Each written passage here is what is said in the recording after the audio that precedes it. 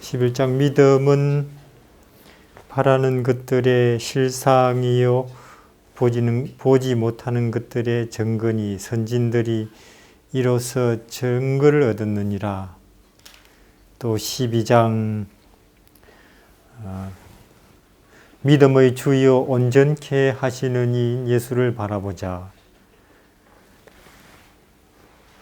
우리가 그러니까 믿음이 생기는 환경이 있죠. 믿음이 오는 환경이 뭐든지 그렇잖아요. 우리가 믿자, 믿음을 가지자 그런다고 믿음이 내 속에 있거나 생기는 게 아니죠. 믿음은 그것을 우리가 얻는 데가 따로 있어요. 마치 우리가 밥 먹으려면 식당에 가야 되잖아요. 밥 없는 데서 아무리 동서남북 헤매본들 밥 못 먹죠. 기름 넣으려면 주유소 가야 되고 옷이 필요하면 옷가게 가야 되듯이 믿음이 있어야 되는데, 왜냐면 믿음이라는 게 정말로 쓸모가 많다고 하잖아요. 믿음은 성경은 계속 우리가 믿음이 있으면 구원이, 자유가, 능력이, 또 심지어 불에 들어가도 살고 또 사자굴에 들어가도 푹신하죠. 사자 소파보다. 믿음이 있으면. 그러니까 믿음의 그 용도가 돈보다도 훨씬 더 넓어요. 돈 가지고 용광로 속에 들어가 볼래요? 돈이 그때는 아무 힘이 없죠. 돈.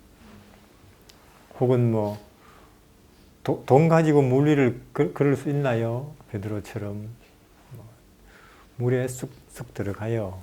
근데 믿음은 돈으로 할 수 있는 일이 꽤 있죠. 꽤 옷이 생기죠.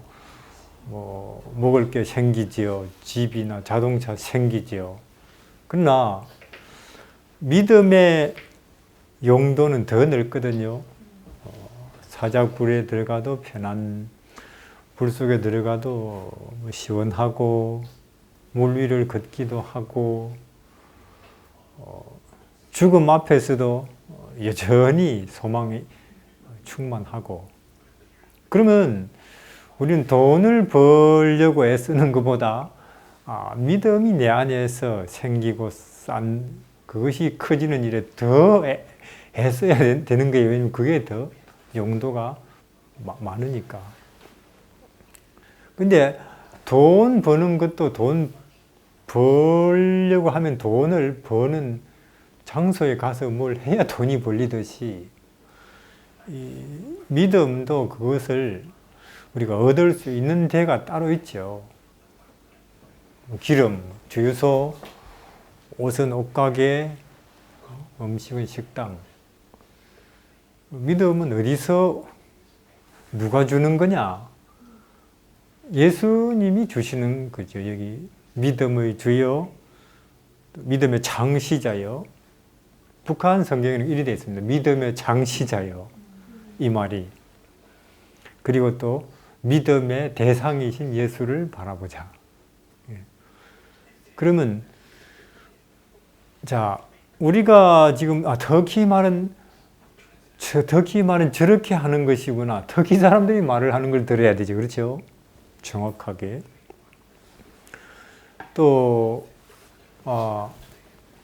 축구는 저렇게 하는 것이구나. 저 같은 사람 보고 축구하는 법을 배우면 엉터리로 배우는 거죠. 잘못 배우는 거죠. 축구는 저렇게 하는 것이구나. 호날두나 메시를 봐야죠. 축구는 그렇잖아요. 노래는 저렇게 부르는 것이구나. 선아 씨를 봐야 되듯이. 그러니까 이게 믿음은 저렇게 하는 것이 믿는 것이구나. 누구를 봐야 되겠어요? 예수를 봐야 되는 거예요. 저렇게 하는 것이 믿는 것이구나. 그렇지 않고 우선 그렇게 우리가 믿는 것이 뭔지를 배우기 위해서라도 여기 믿음의 창시자이신 믿음의 모델이신 예수님을 똑바로 바라보자. 제안을 하는 거예요. 여기서 제안을. 예수님을. 그러면 우리가 저렇게 하는 것이 믿는 것이구나. 그럼 우리도 예수님을 바라보니까 학교 안 다녔네. 나도 안 다니고. 또 어릴 때 아무리 사람들이 뭐 심부름 시키고 굳은 일 다 시켜도 늘 기쁜 얼굴로 성의를 다해서 그럼 나도 그렇게 하자. 오른쪽을 맞아도 왼쪽을 그럼 나도 그렇게 하자. 그렇게 잘 안 되잖아요. 근데 예수님은 믿음의 모델일 뿐만 아니라 또 그렇게 하는 힘도 주시는 분이라는 거예요. 그렇죠? 믿음의 창시자이면서 믿는 대상이기도 한 그런 게 그런 예수를 바라보자. 그러면 그렇게 어떻게 해야 될지도 알고 그렇게 하는 힘도 그분에게서 온다는 거죠. 그래서 믿음이 있고 싶다. 가만 성경을 보니 믿음이라는 게 돈보다도 혹은 뭐 산산부리보다도 훨씬 더 이것은 좋고 강력한 것이구나. 그러면 나 이거 갖고 싶다. 이것을 다른 건 몰라도 그러면 뭐 달리 방법은 없죠. 학교에서도 못 배우지, 뭐 신문 봐도 없지, 뭐 하늘 위에 가도 바닷속을 뒤져봐도 없지. 예수가 우리에게 믿음을 가르치시고 믿음을 공급하시는 분이죠. 예수님이. 그래서 우리는 그거 있으면 다 된다니까. 그거 있으면 다 된다니까. 그거 있으면 소망으로 한 계단 더 올라서는 디딤돌도 되고 그렇죠. 믿음 없이 소망을 가졌다가는 되게 무너지죠. 그리고 그 소망의 단계에 올라가면 거기서 이웃을 능히 불쌍히 여기고 동정할 수도 있고 또 사랑할 수도 있는 그런 데까지 이제 올라서게 된다는 건데, 그러면 지금 우리가 그래서 그럼 어떻게 해야 되는 거냐? 그러면 학교도 가지 말고 혹은 터키말도 공부하지 말고 농사지로도 가지 말고 성경만 들여다보고 있어야 되느냐? 예수한테 가려면 그러나 예수님이 우리를 삶의 현장에서 만나자고 하시잖아요. 그렇죠? 우리 삶의 현장에서 만나자고 하시고 또 오히려 그런 데에서 우리는 필요가 수요를 낳잖아요. 그렇죠?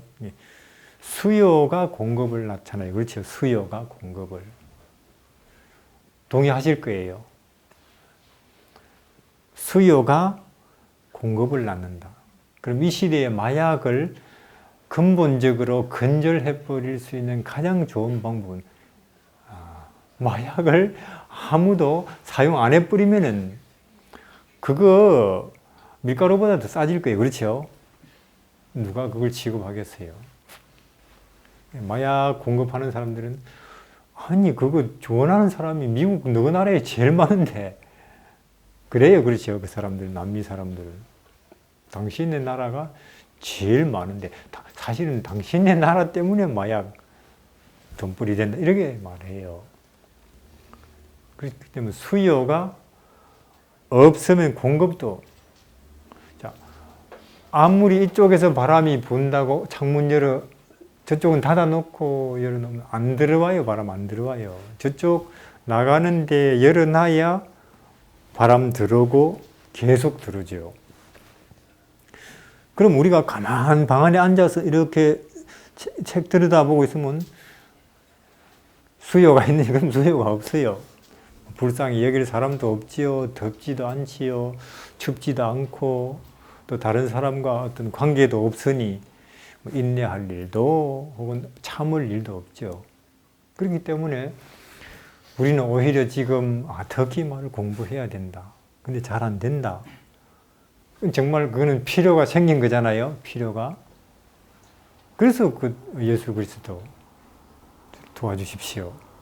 이렇게 할 필요성이 오히려 생겨서 좋고, 그래서 생활 환경은 오히려 우리에게 도움이 되는 거죠. 실제로 예수님을 우리가 바라보고 또 그분을 요청하는 일에. 그래서 믿음은 식당이 밥을 주듯이, 주유소가 기름을 주듯이 그것이 우리에게 공급되는 것이 따로 있어요. 언제나 예수 그리스도. 근데 지금 이제 제가 생각해 보니까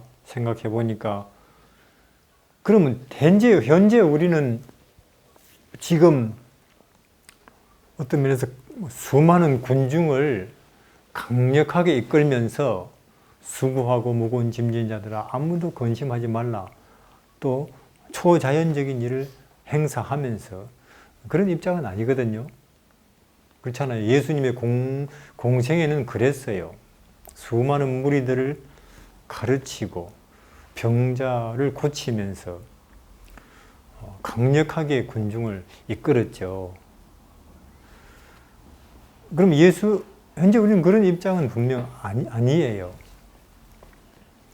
그러면 현재 우리는 어떤 예수 그리스도와 친해져야 되느냐? 현재 우리는 예수님도 우리와 같은 이런 나날들이 있었나? 인생 중에 있었죠. 몇 년이에요? 30년이죠. 우리와 같이 하나의 시민으로 혹은 가족으로 혹은 친구를 둔 청년으로 그렇게 사셨어요. 우리는 그때의 그 모습에 친해져야 될 거예요. 그래야 나한테 필요한 도움을 거기서 받으니까. 우리한테 필요한. 언젠가 우리도 이대로 잘 진행된다면 강력하게 무리를 이끌 때가 오겠죠. 그렇잖아요? 하나님께서 그 일을 시키실 거예요. 우리가 제대로 이렇게 따라준다면 그 일을 맡기실 거예요. 예. 문둥병자나 혹은 죽은 자도 살리는 능력을 이제 주시면서 그 일을 하라고 하실 거예요. 그러나 그 일 전에 우리는 30년 보세요. 허구한 날 신이 우주의 비밀을 다 알고 옛날에 천사들을 호령하시던 분이에요. 그분이. 그런 분이 허구한 날 그 참 30년을 작은 마을에서 살지요. 작은 마을에서 살아요. 1년, 또 1년, 2년, 그렇게 10대가, 20대가, 20대 초반, 20대 중반, 30대, 그렇게. 뭔 생각하면서 그렇게 긴 세월을, 우리야 뭐 지금처럼 뉴스도 보지, 뉴스. 그런 면에서 보면 예수님의 그 당시 활동 반경 생각해, 활동 반경. 좀 멀리 가봤다고 한다면은 어디예요? 한 번 12살 때 예루살렘에 가보신 것. 또 전에 오는 전설에 의하면은 그 당시 예수님이 한 20대 때는 그 예루살렘 그쪽에 그 어떤 토목공사에도 참석하신 적이 있는가 봐요. 그 공사장에. 왜냐면 그 당시 전에 내려오는 이야기는 그때 예수님이 한참 십자가에 달리실 때였든지 혹은 공생애 하실 때든지 저분 그때 우리 같이 그때 일했는데 그 공사장에서 그런 사람들이 있었대요. 그분도 돈이 필요해서, 그렇죠? 돈이 필요해서. 그런데도 갔겠지요. 공사장 인부로 신이. 식구가 있잖아요. 식구가. 어머니도 있고. 그래서 보리떡이라도 돈이 있어야 되지요. 또 사람 몸은 옷을 필요로 하고. 이게 온 천지가 그분 것이지만 그렇게 한다고요. 그렇게. 저도 그때 이제 고등학교 졸업하고 한 해 놀았거든요. 한 해. 그때 노가다를 좀 했죠. 다리 공사장이나 이런 데 가서 정말 하루가 길더라고요. 특히 봄, 어찌 그리 하루가 긴지. 노가다 하루 정말 그때 뭐 얼마 하지는 않았지만, 근데 그렇게 가끔 밖에 공사장에 가서 일하실 때 외에는 그 나사렛이라는 좁은 동네에서 30년을 허구한 날 세월을 보내시는 그 청년의 모습, 그리고 그러면서도 그가 지니고 있는 분위기, 표현하고 있는 생활 태도, 어땠을까 하는 거예요. 어땠을까 그는. 그러나 우리가 시대의 소망에 보면 그때에도 여전히 그는 신으로서, 하나님의 신분으로서 그런 일을 하고 있었다. 그렇게 돼 있잖아요. 여전히 신적인 그 일 역시도 영원의 의미를 내포하고 있고, 그 하나하나도 끊임없이 뿜어져 나오고 발산돼 나오는 신의 영광이었다. 그 하루하루의 모습이 혹은 일하는 것이 궁금해요. 저는 그게 뭐였을까? 어떤 모습이었을까? 참 오늘날 같이 저런 카메라라도 그때 있으면 다 찍어놓고 분석할 수 있는데, 그렇죠? 저런 모습이고 저런 태도고 또 저런 행동이구나. 그는 연구 대상이죠. 왜냐하면 신이니까. 저것이 신의 태도고 영원한 진리가 어떻게 못질을 하고 대표질을 하고 사람들과 함께 어울리는가 하는 것에 대한 모습이구나. 근데 참 아쉽게도 아무도 그걸 찍지 않았죠. 왜 안 찍었나 몰랐지요. 그런 게 뭐 그 시대가 아무도 몰랐죠. 그게 뭔지를. 그러나 천사들은 찍어놨을 거예요. 그렇죠. 천사들은 다 그것이 정말로 그들의 눈에는 너무도 신기한 모습이었으니까. 그리고 천사들은 그거 보고 날마다 자기들끼리 토론했겠죠.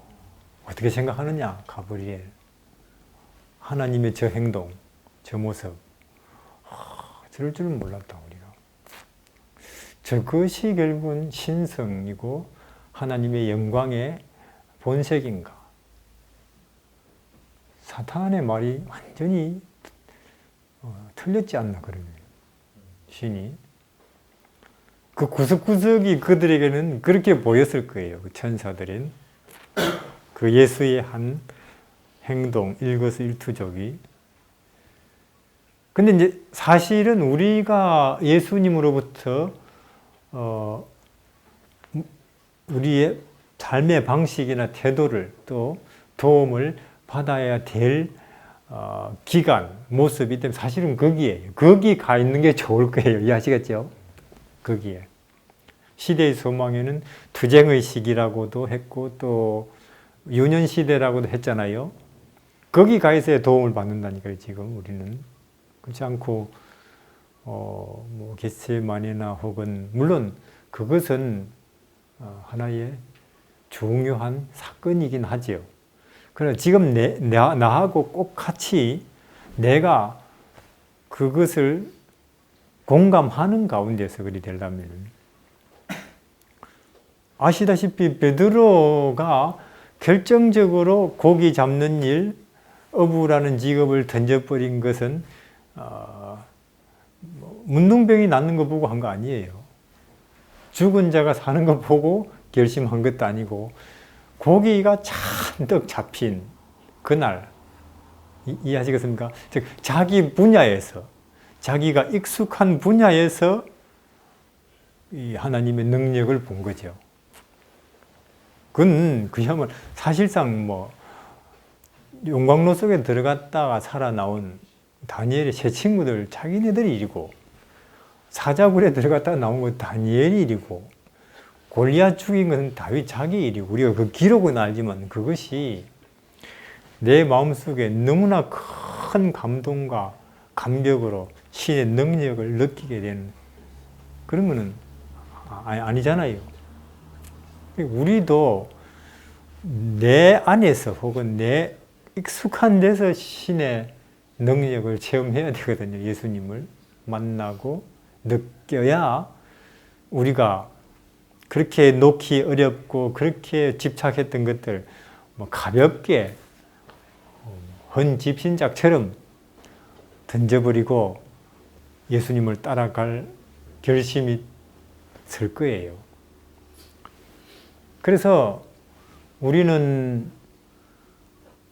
예수 그리스도 청년으로서 우리같이 일상생활을 허구한 날 30년을 살아가고 있는 그 예수 옆에 찾아가 봐야 됩니다. 자주.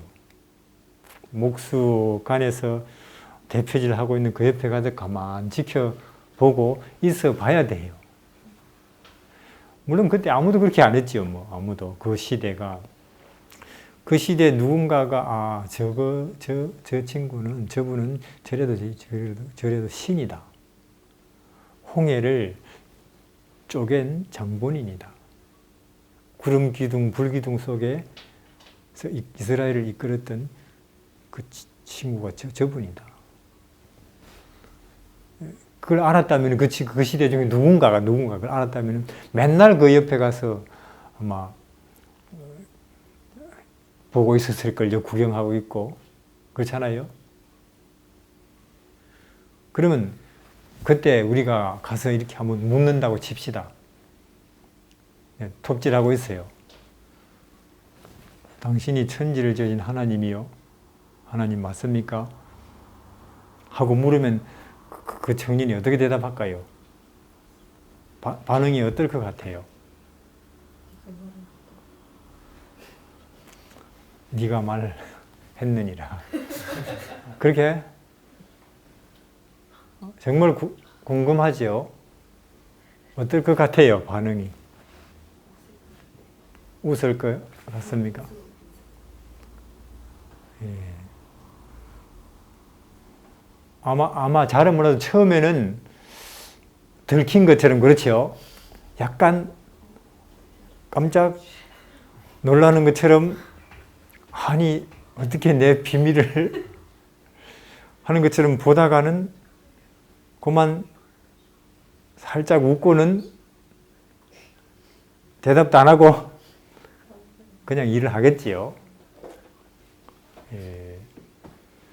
하여튼 그렇게 긴 세월을 살아가는 거예요. 때를 기다리면서 때를 기다리면서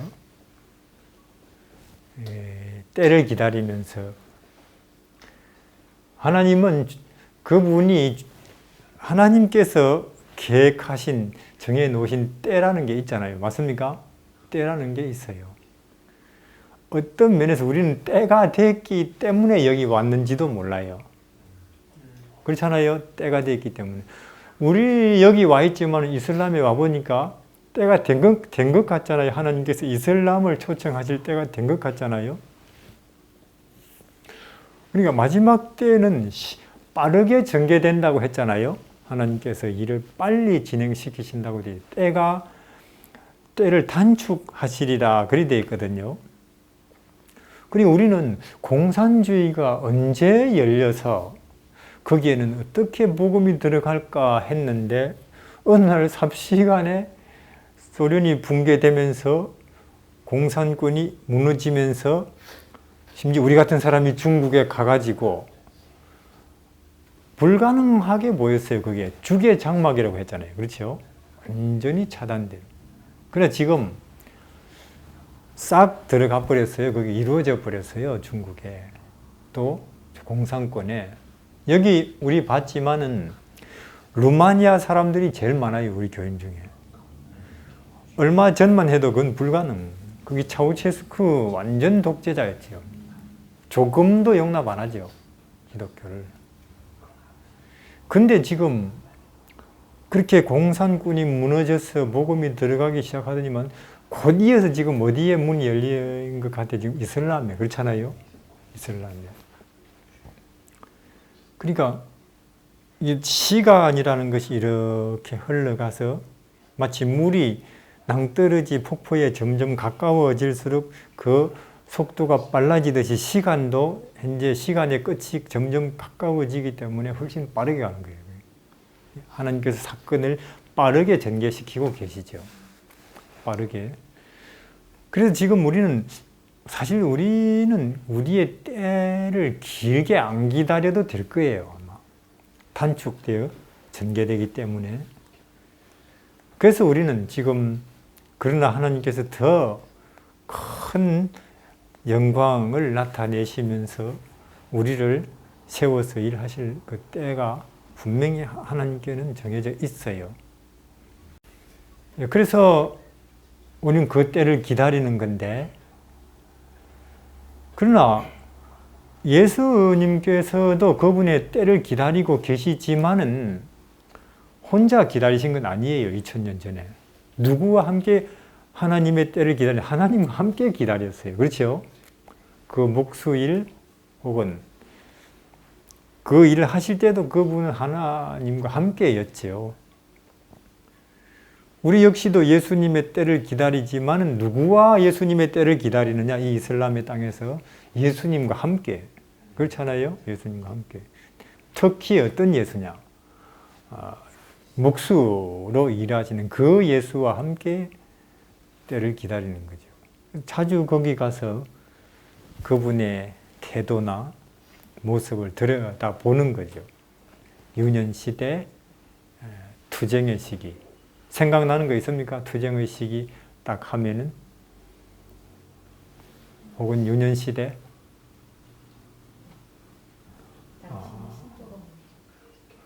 사람들에게 당신의 신조는 뭐요? 코란을 인정하여 안 하여? 그런 거 안 물었죠.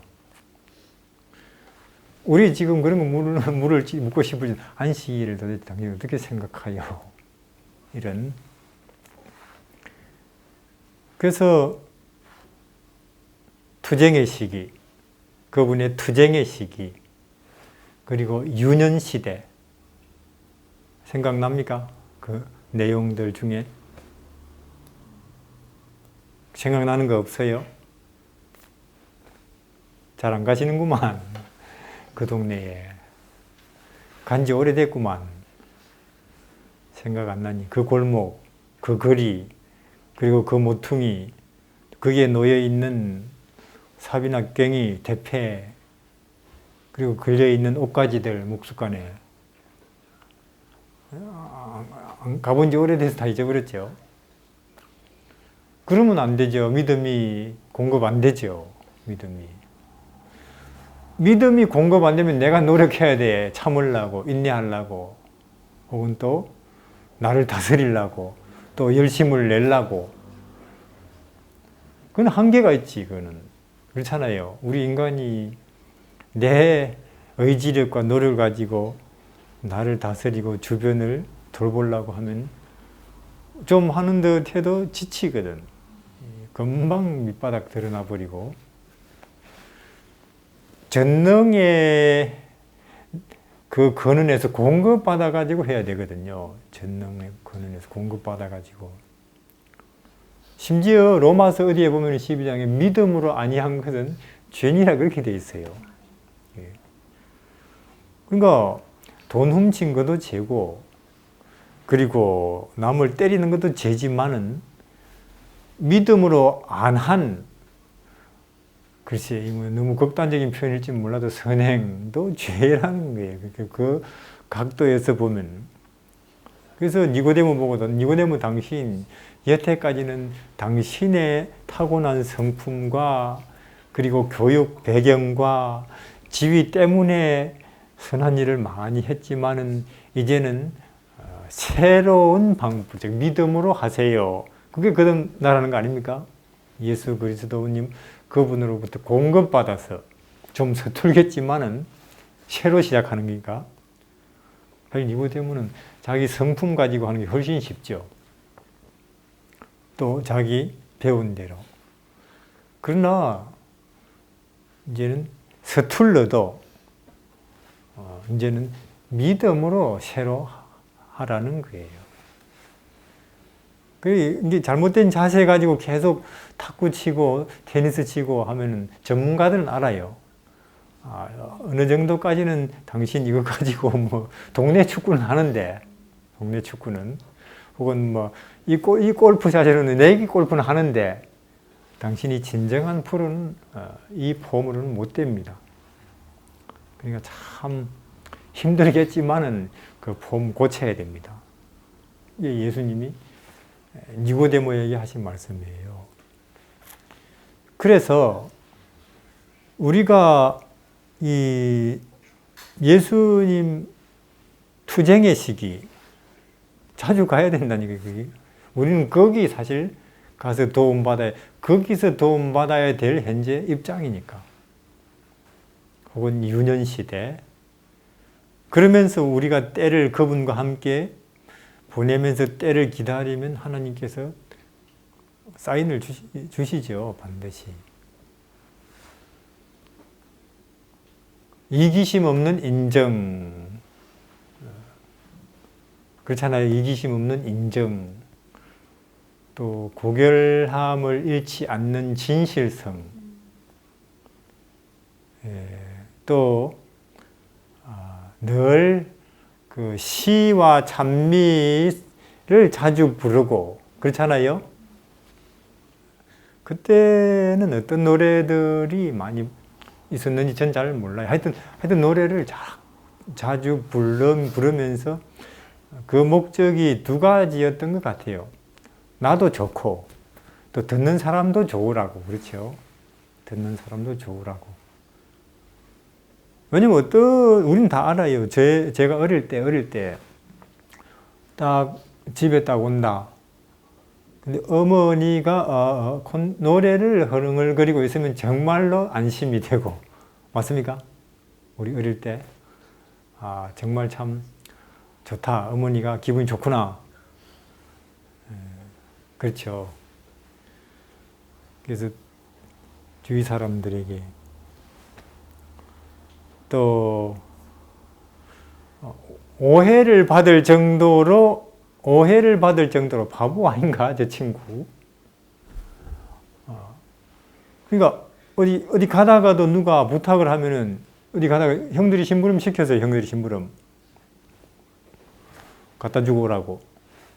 근데 가다가 좀 딱한 사람을 만났다. 그러면 그 사람 돌보다가 늦어버리면 형들이 또 어디 가서 또 딴짓을 하면서 또 지받기도 하고 그랬겠죠. 그렇죠? 오해받을 정도로.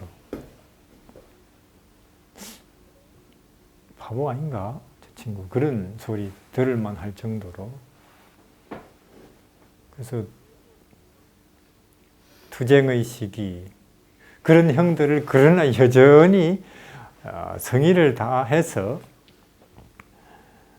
대하죠.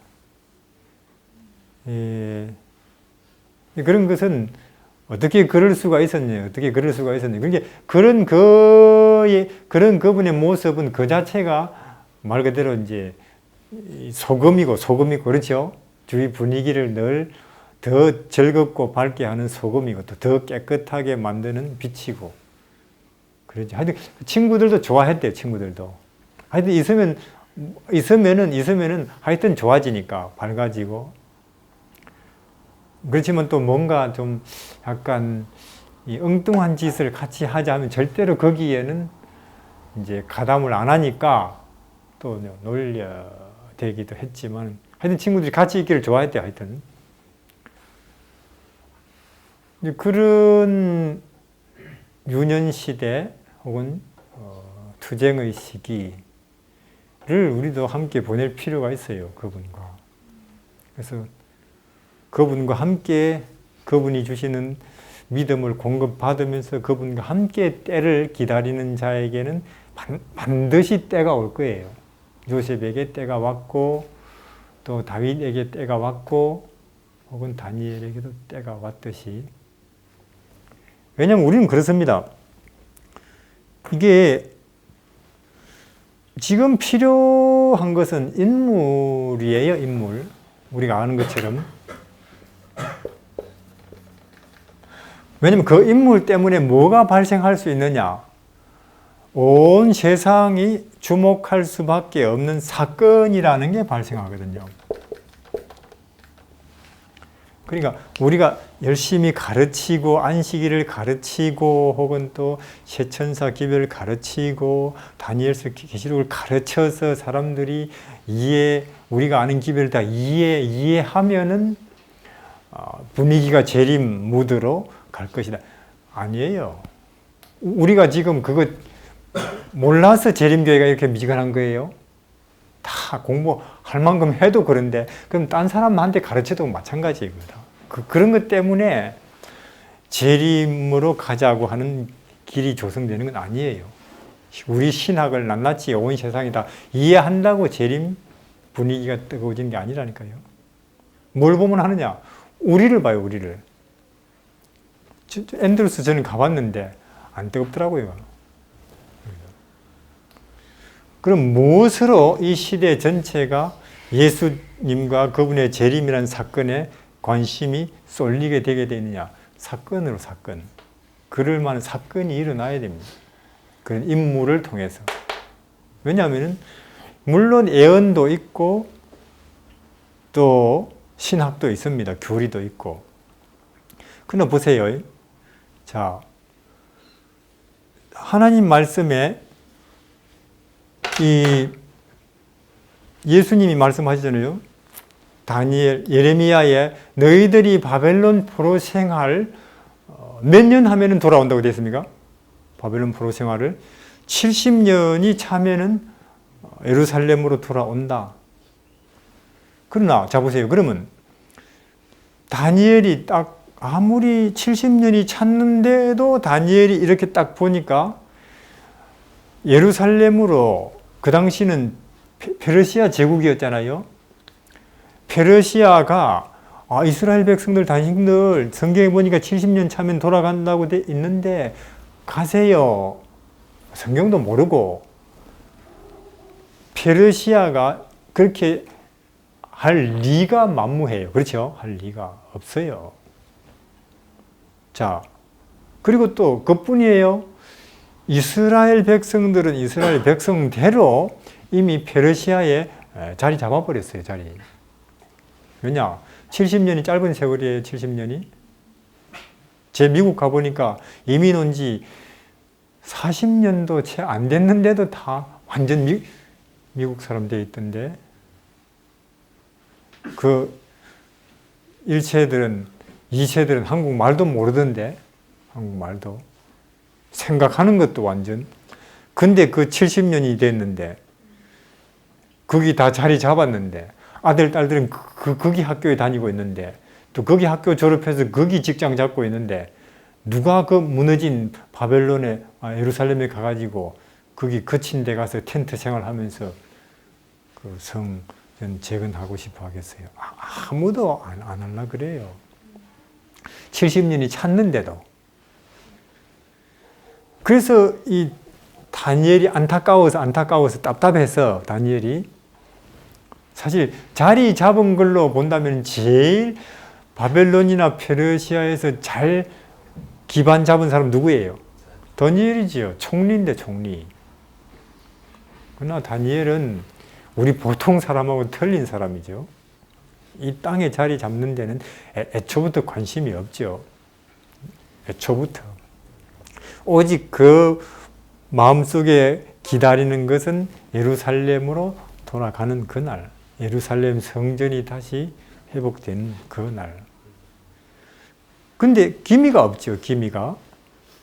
근데 그때에 다니엘이 답답해서 그 일을 위해서 기도를 창문 열고 했잖아요. 그렇죠? 그 일을 위해서 기도를 창문 열고 하다가 들켰어요. 그때 무슨 법령이 내린 상태였느냐면은 왕 외에 페르시아 다른 사람에게 뭐 빌거나 다른 대상에게 기도하는 자는 사자굴에 던져 넣기로. 그래서 그 일 때문에 하나님께서는 다니엘의 기도가 아주 간절, 하나님 70년이 차면 우리가 다시 돌아간다고 했지 않습니까? 그 기도 내용은 다니엘서 9장에 자세하게 나오죠. 금식하면서 하나님이 그 다니엘의 기도에 응답하시기 위해서 준비하신 사건이 뭐예요? 사자굴이죠. 물론 마귀가 준비했어요. 마귀는 다니엘을 꺾으려고. 근데 하나님은 그 사건을 이용하시죠. 그 인물과 사건을 이용하셔서 다니엘이 사자굴에 들어가서 멀쩡히 살아나온 그 일은 다 알아요. 전국이. 맞습니까? 더더군다나 누가 제일 감동받았느냐 하면 그 사건으로 고레스예요. 고레스. 그 당시 다리오 왕인데 다리오는 이상하게도 그 이듬해에 페윗 왕의 자리에서 물러나죠. 죽었는지 잘 몰라요. 하여튼 그 다음 해에 고레스가 왕이 되는데 가장 감동받은 사람은 고레스입니다. 그래서 고레스가 1차 포로 석방령을 내리잖아요. 그게 기원전 539년인가 그런데, 다시 말해서 온 페르시아 나라와 백성들이 다 즐겁게 동의하는 가운데, 이해하시겠죠? 또 이스라엘 백성들도 다 그들이 자원해서 가고 싶어하는 가운데 그렇게 가게 되는데, 그 분위기가 어떻게 조성되느냐 말이에요. 이해하시겠습니까? 70년이 찼으니까 된다, 자동으로. 그게 아니라니까요. 아무리 그런 예언이 있다 할지라도 하나님께서 70년 찼어, 다리오, 고레스, 페르시아 보내, 이스라엘, 그리고 너희는 가. 그렇게 하시는 분이 아니에요. 그럼 마귀가 뭘 항의를 했냐면, 하나님이 인간에게 주신 가장 중요한 권한은 뭐예요? 자유의지, 선택권입니다. 하나님, 이 친구들 가고 싶어 하지도 않는데, 또 페르시아는 원하지도 않는데 하나님 말씀했다고 무조건 해버립니까? 그렇게 항의가 된다니까요. 그러나 그 사자굴 사건으로 모든 페르시아가, 왜냐하면 그건 엄청난 사건이니까, 엄청난, 하나님이 만천하에 알려졌으니까, 하나님의 존재가. 그리고 이스라엘도 그 분위기가 어떻게 조성되느냐, 인물과 사건이라니까. 인물과 사건. 자, 스데반, 예루살렘이 그래요. 복음이 그래요. 자, 보세요. 하나님께서 2300주야 예언 속에서 이스라엘을 위해서는 이 2300년 중에서 네 민족을 위해서는 몇 년을 따로 구분한다고 되어 있습니까? 네 민족을 위해서는 490년이다. 즉 이때가 34년인데, 이 일 이후로는 너희 나라는 특별한 하나님의 택함 받은 백성으로서의 특권이 끝난다, 그 말이죠. 그러면 하나님께서, 그리고는 복음이 온 이방 지역으로 전파돼 나가죠. 그러면 자 보세요. 이때에 예수님의 제자들이 딱 다니엘서 계산하고 보고는 찼다. 우리 이스라엘 백성들을 위한 기간은 끝났다. 이제는 그만하자. 우리가 이제 이방으로 가자. 그렇게 되겠어요? 그게 아니라니. 그들은 몰랐어요. 이것도 몰랐어. 이게 뭔지도. 그러나 왜 그들이 온통 이방으로 갈 수밖에 없었느냐 하면, 이때에 스데반이 돌에 맞아 죽는다고요. 그렇잖아요? 그럼 스데반이 우리를 위한 기간은 여기까지네? 그럼 내가 돌에 맞아 죽을까? 그래서 제자들이 확산되도록 핍박이 대대적으로 일어날 하고 그렇게 결심하고 한 건 아니에요. 그냥 성령의 감동에 의해서 구약에서부터 쫙 예수 그리스도에 관한 이야기를 정말로 유대인들이 그 어느 누구도 반박 못하도록 성령의 감동에 의해서 제사, 제도와 절기를 다 들어가면서, 그러니까 이 모든 것이 다 함께 지시하는 것이 예수가 아니냐, 그대들이 죽인. 그들이 반박할 수가 없어서, 반박할 수가 없으면 마귀는 어떻게 해요? 죽여버리자, 이렇게 돼요. 그러니까 그게 거짓의 특징이에요. 말해봐라 해놓고는 이러니 이게 진리가 아니냐 하면 죽이려고 그래요. 그들이 할 말이 없으면. 마치 엘리야를 죽이려고 한 것처럼. 그래서 스데반을 죽이면서 대대적인 유대 지역 예루살렘 박해가 일어나고 사도들과 제자들은 사방으로 흩어질 수밖에 없게 됐죠. 그러니까 이 흩어져 가는 것도 그게 490년이 차서 그런 게 아니고, 물론 하나님은 예언이 있지만 그 예언이 하나님의 예언대로 되려면 그것이 그렇게 될 수밖에 없는 사건이 있어야 돼, 사건. 이 스데반 순교 사건이. 우리는 지금 1월 시험령을 기다리고 있습니다. 계산도 나름대로 해보고, 또 늦은비도 기다리고 있고, 혹은 매매권도 기다리고 있고, 예언이 아니까. 근데 이런 것이 오기 위해서는 역시 또 사건이 있어야 돼, 사건이. 반드시 그렇게 이 시대가 급박하게 전개될 수밖에 없는 상황이 조성돼야 된다니까요. 그냥 무리하게 하나님께서 밀어붙이시는 분이 아니라니까요. 시간 됐다고. 그렇게 모두가 다 동의하고 인정하고 혹은 관심을 가질 수밖에 없는, 또 그렇게 행동할 수밖에 없는 그런 사건이라는 게 일어나야 된다는 거죠. 이 시대도 마찬가지, 이 시대에. 우리가 기다리는 일들이, 우리가 재림의 여러 가지, 재림으로 가는 여러 가지 일들이 어떤 특별한 사건으로 인해서 신속하게 확산되어 버릴 거예요. 그건 이슬람에도 마찬가지입니다. 이슬람에도. 우리는 그 사건이 뭔지 모릅니다. 사실 다니엘 당시에 사자굴을 통해서 그렇게 되고 예상이라도 했겠어요? 혹은 스데반이 돌에 맞아 죽으면서 그게 일어날 줄 알았겠어요, 그들이? 우리는 이 시대에도 온 세상이 정치도 경제도 문화도 아니고 온 세상이 예수 그리스도와 그분의 재림에 그것을 인정하든 그것에 반대하든 그쪽에 관심이 모아지는 그 일이 어떻게 될지, 어떤 사건을 될지는 모릅니다. 그러나 분명한 것은 그 인물이 있어야 되고 인물을 통해서 하나님이 사건을 일으키셔야 돼요. 이 시대가 다 주목할 만한 사건을. 그렇지 않으면은, 그러니까 중요한 건 인물이에요, 인물. 스데반이 있었듯이, 다니엘이 있었듯이, 다윗이 있었듯이, 요셉이 있었듯이. 그러면 그 한 사람으로 인해서 온 세상이 관심 가질 수밖에 없어요. 너무도 특별하고 이상한 일이 일어나는데, 인물이. 그러니까 그 인물이 누가 돼야 되느냐는 거예요, 그 인물이.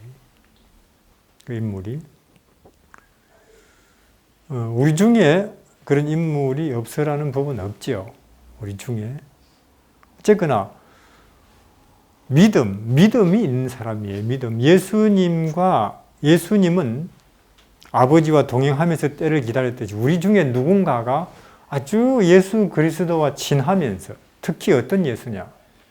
우리가 말씀드린 것처럼 나사렛에서 목수로 30년을 사는 그 예수와 아주 가까이 친하면서 그분과 함께 때를 기다리는 그 사람이 그런 믿음을 가진 인물일 테고, 그 사람들을 통해서 하나님은 드디어 준비하신 사건을 터뜨릴 거예요. 그리고 이 시대는 재림 분위기로 신속하게 재림 분위기로 방향이 잡히는 거죠. 그래서 우리는 지금 믿음을 공급받아야 됩니다. 믿음을. 히브리서에 있는 말씀처럼 믿음의 장시자요, 믿음의 공급처이신 예수를 가까이 사귀자. 예수님을 가까이 하자. 우리의 삶 속에서 특히 청년 예수와 친하자. 투쟁의식이 유년시대 그 청년 예수를 새롭게 발견하자. 새롭게 발견하자. 저는 여기에 저 밑에 내려가면 트로이라고 있다네요. 트로이. 들어봤습니까? 그 유명한 그 당시 펠로폰네소스 전쟁이 아니 트로이 전쟁이죠. 그리스와 트로이 전쟁 알아요? 그 유명한. 그게 이제 터키 요 밑에 트루아라고 그 동네 가면 있대요. 트로이 유적이. 이제 그것을 이제 19세기까지만 해도 그게 다 트로이는 그냥 그저 호머의 그 일리아드 오디세이라고 들어보셨습니까? 가장 유명한 호머의 서사시잖아요. 일리아드와 오디세이. 거기 영웅들 보면은 뭐 여러분들 아다시피 오디세우스도 나오고 또 아킬레우스도 나오고 아가멤논도 나오고 수명한 그리스 신화에 등장한 영웅들이 나오잖아요. 근데 19세기까지만 해도 그거는 그냥 전설이다. 애초에 트로이라는 이 나라는 없다. 다 그렇게 알았대요. 전설일 뿐이다. 그런 거는 애초에 없고 그저 호머가 지어낸 전설일 뿐이다. 신화일 뿐이다. 근데 그 슐레이만이라는 독일 그 고고학자는 고고학자 원래는 아니래요. 그냥 은행 직원인지. 그러나 이 법학자인지 고고학에 관심이 많아서 아니 터키에 트루아라는 지명이 있다. 전설 속에 있는 그 지역도 그게 트루아예요. 트루아. 그럼 그게 사실일지도 모른다. 그래서 트루아라는 거기에 큰 그 언덕 있죠. 산 언덕을 발굴하기 시작했죠. 발굴하기 시작했는데 드디어 그 흙더미 밑에서 트로이의 거대한 성들, 도시 건물들을 발굴해내면서 이것은 전설이 아니고 생생한 사실이었다. 는 것이 지금 밝혀져서 고고학 사회는 가장 유명한 발굴 중에 하나로 보지요. 우리 시간 나면 한번 가봅시다. 그 트로이 바로 밑에. 예, 그래서 예? 트로이의 목마 그것만 가서 봐도 그래서 이 발굴 이해하시겠는 건 발굴 흙더미에 묻혀서 수천 년 동안 수백 년 동안 사람들에게 잊혀져 있던 그 역사적 현장을 발굴하는 거 정말 두근거리는 거 아니에요? 보물도 엄청 많았대요. 거기에 보물이 엄청나게 거기 보물이 많아가지고는 금이나 이런 엄청난 보물들이 묻혀 있었는데 어떤 면에서 예수 그리스도는 제가 보니까 그 트로이보다도 더 오랫동안 발굴되지 않은 채로 여러 가지 흙더미에 그게 여러 가지 교리일 수도 있고 여러 가지 흙더미에 예수 그리스도 자체의 영광 그 안에 있는 보물 하늘의 진리 즉 요소들은 가려져요. 그렇잖아요. 그럼 아니 우리가 예수님을 여태 연구하고 믿어왔는데 그럴 수 있는가? 얼마든지 있지. 맞습니까?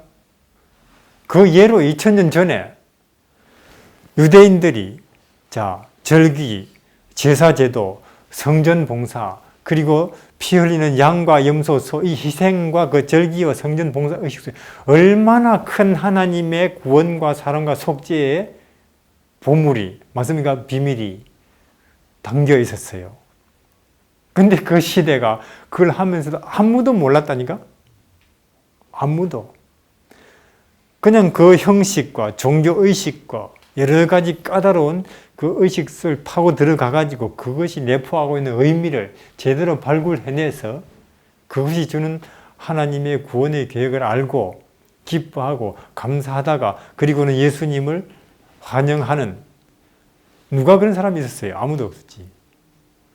그러니까 사실상 트로이나 혹은 이런 유적지보다 더 깊이 파묻혀서 인간의 현실에 혹은 상식에 혹은 신학에 파묻혀서 발굴되지 못하고 발견되지 못하고 감춰져 있는 진리는 예수 진리라니까요. 예수 진리. 중세에는 가톨릭이에요. 가톨릭에. 얼마나 깊이 마귀가 감춰놨는지. 깊이.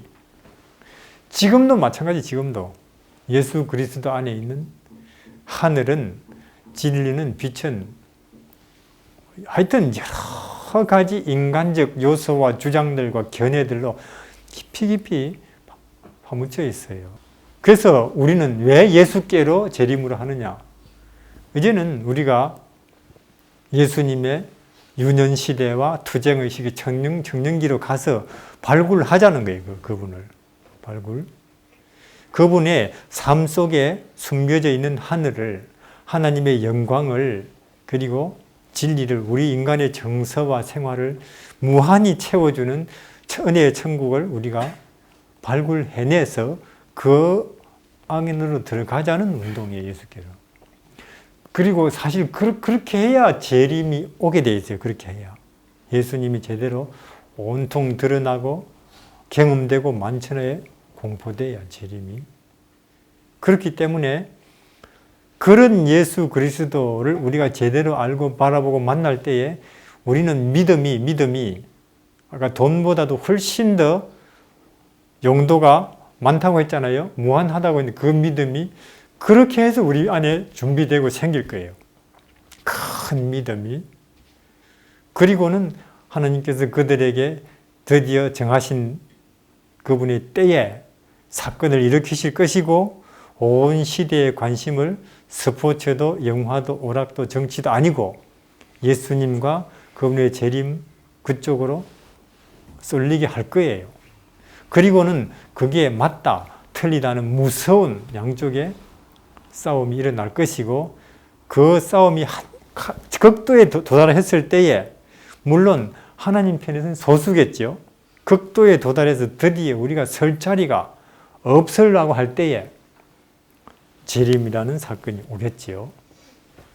그래서 우리 믿음의 창시자요, 우리를 온전케 하시는 예수께로. 오늘 우리는 어떤 예수냐?